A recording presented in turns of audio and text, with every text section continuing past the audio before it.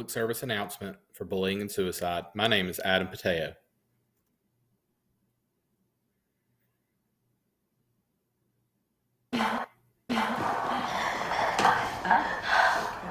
Oh, she's crying. She must have seen the video. Everyone's seen it. 500 views last time I checked. You guys all seen it, right? Hysterical. What video? Just wait till you see it. Stack me up a crumb. In schools around the world, a phenomenon is present that has a detrimental impact on the daily lives of many students, including those in special education. That phenomena is bullying. Bullying is when someone is hurt by unwanted words or actions, Usually more than once, and has a hard time stopping what is happening to them. Bullying can be physical, pushing and shoving, hitting or taking or breaking someone's things. Bullying can be emotional, name calling, rumors and gossip, offensive jokes, physical power over others, using people and being fake friends. Words, whether said in person or online, Just like physical action, can hurt just as much, because all bullying hurts.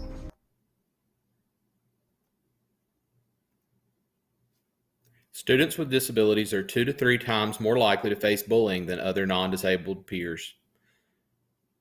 The instance of relationship between trauma and bullying persists. 41% of kids who have had at least 3 adverse childhood experiences demonstrate negative behaviors like bullying.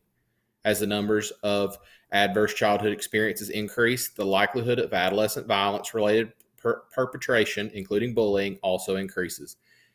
In the U.S., 1 in 5 students in high school are bullied in the U.S. That's 8.2 million every year.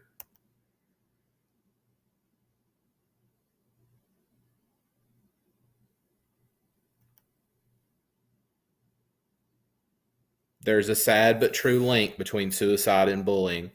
Suicide is now the second leading cause of death for adolescents and young adults aged 15 to 24 in the United States, and suicide attempts are significantly higher among youth compared to adults.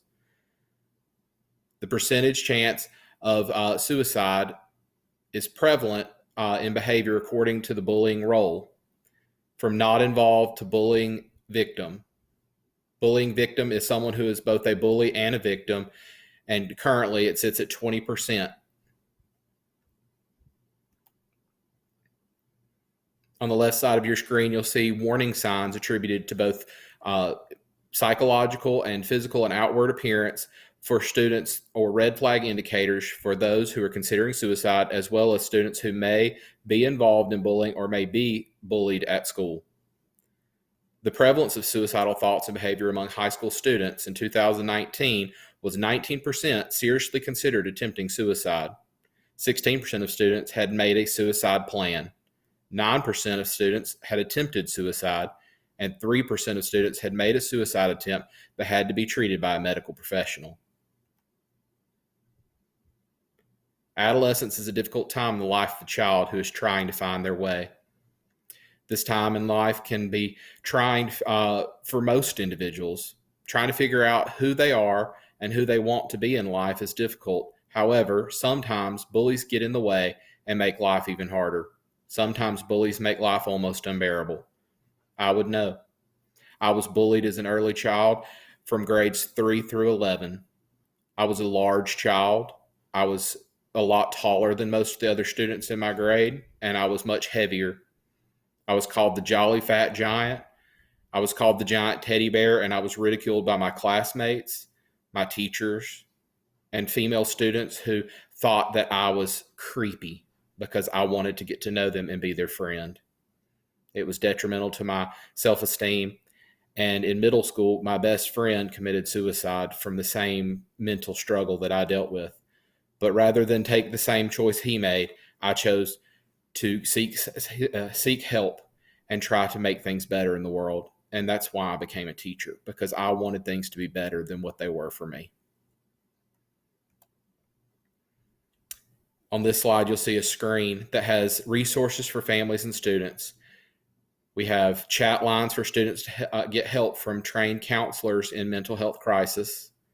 We have a crisis 24/7 hotline for those that are seeking suicide-related help.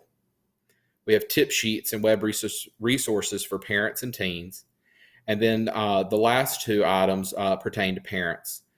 The first is a PACER action publication with helpful suggestions on how an IEP team can support a disabled student either through placing goals in the IEP related to mental health or suicidal intervention or bullying intervention, as well as educational help for bullies, for peers, faculty, staff, and other parents. And the last one is a website with mental health network resources and the ability to help find therapy groups or psychiatric care in the area that you're from.